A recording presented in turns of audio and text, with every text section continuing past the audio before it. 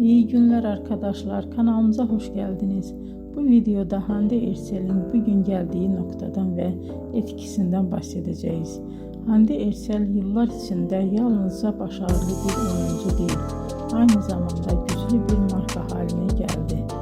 Birçok moda ve kozmetik markasıyla çalıştı ve uluslararası kampanyalarda yer aldı. Bugün o Türkiye'nin en çok konuşulan ve en çok takip edilen oyuncularından biri. Güzelliği, oyunculuğu ve ekran karizması sayesinde geniş bir hayran kitlesine sahip.